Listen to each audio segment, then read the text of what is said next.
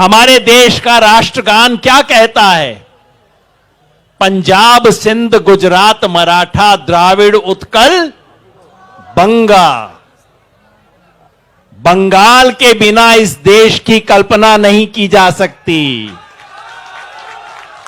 बंगाल ने इस देश की आजादी के लिए अपना रक्त दिया है।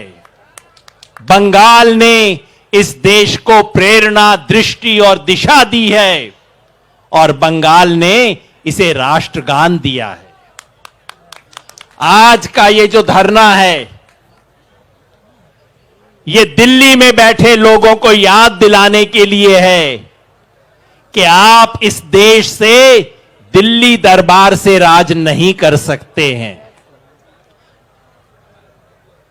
ये धरना आज बंगाल के सवाल पे है, लेकिन मैं ममता दी को कह रहा था, दीदी आप जो लड़ाई लड़ रही हैं, ये सिर्फ बंगाल की नहीं है, ये पूरे देश की लड़ाई है। संविधान बचाने की लड़ाई है, देश की आत्मा बचाने की लड़ाई है। कल मुझे अवसर मिला यहां मनरेगा के कुछ कर्मियों से बात करने का। 4 जिलों के ये 100 दिन की योजना, जिसे मनरेगा कहते हैं, 100 दिन काम की योजना जो है, पुरुलिया के कर्मी थे, वहां उत्तर 24 परगना के मनरेगा वर्कर्स थे, वहां मुर्शिदाबाद के वर्कर्स थे वहां, और दक्षिण दिनाजपुर के वर्कर थे वहां। दक्षिण दिनाजपुर की एक महिला ने मुझे कहानी बताई। उसने कहा उसने 3 वर्ष तक 90 दिन काम किया। 3 वर्ष तक मनरेगा में 90 दिन काम किया। एक दिन का उसका मजदूरी था 213 रुपया। तो 3 वर्ष का कितना बना? मोटा हिसाब हमने किया, 54,000 रुपया, 54,000 रुपीज। काम किए 4 साल हो गए हैं, उस महिला को 54,000 रुपया नहीं मिला है।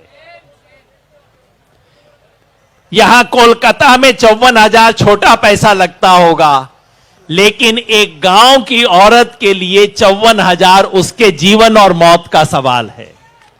उसका बच्चा अस्पताल में इलाज को जाएगा या नहीं, उसका सवाल है।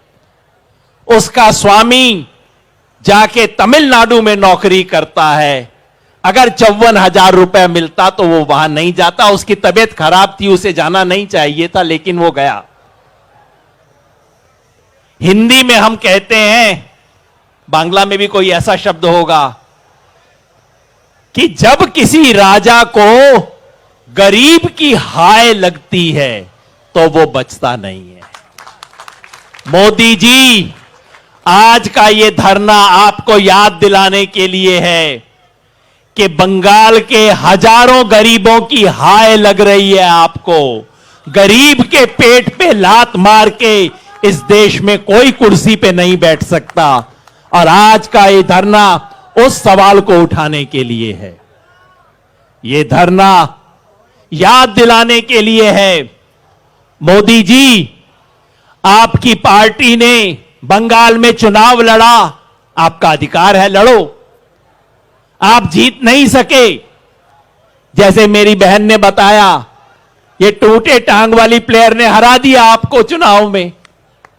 अब मोदी जी, जब बंगाल में चुनाव हार गए तो बैकडोर से सरकार क्यों चलाते हो? इंतजार करो अगले चुनाव का, दोबारा ट्राई कर लेना। बैकडोर से सरकार नहीं चल सकती, और यही यहां पे हो रहा है। दीदी, पूरा देश देख रहा है, बंगाल का गवर्नर यहां पे पैरेलल गवर्नमेंट चलाने की कोशिश कर रहा है। वो स्वीकार नहीं हो सकता। ये इस देश का संविधान नहीं है।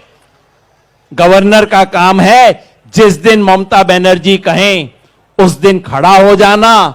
ममता बनर्जी जो स्पीच दे वो स्पीच पढ़ देना, और ममता बनर्जी जिस ऑर्डर पे साइन करने को कहें साइन कर देना। संविधान के हिसाब से गवर्नर का यह काम है, और कोई काम नहीं है। यहां पे गवर्नर ये ईडी का क्या नाम है? Election department. बीजेपी का इलेक्शन डिपार्टमेंट है। इलेक्शन नजदीक आ गया, ईडी का छापा पड़ना शुरू हो गया, सीबीआई आ गई। परसों जो हेमंत सोरेन के साथ किया वो इस देश के संविधान पे काला धब्बा है।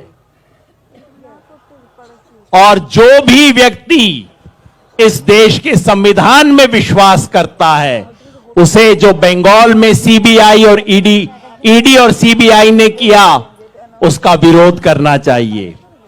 मैं एक पर्सनल बात बता दूं, मैं पहले आम आदमी पार्टी में होता था, आज नहीं हूं आम आदमी पार्टी में, उनके साथ सहमत नहीं हूं।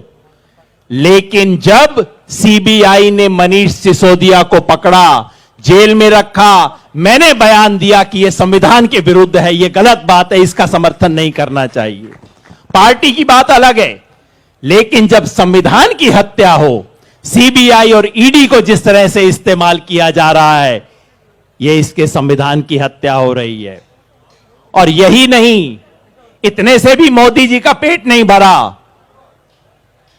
कानून बनाने के लिए गवर्नर को पीछे दरवाजे से यूज किया, सीबीआई ईडी को यूज किया, और उसके बाद अब गरीब का पैसा रोक रहे हैं। 100 दिन की योजना में रोका,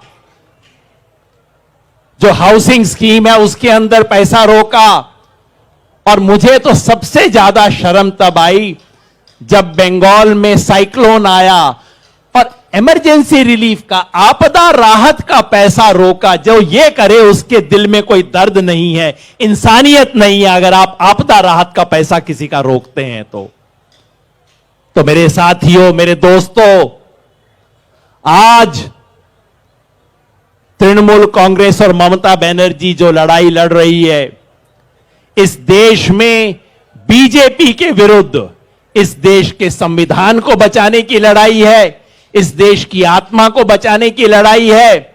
और हम सभी, इस देश के सभी जन आंदोलन इस लड़ाई में आपके साथ हैं, आपके समर्थन में खड़े हैं और उम्मीद करते हैं कि आने वाले चुनाव में इस देश की जनता बीजेपी और मोदी को सही रास्ता दिखाएगी। बंगाल में तो पक्का दिखाएगी, बाकी देश में भी उम्मीद है कि दिखाएगी। और हम सब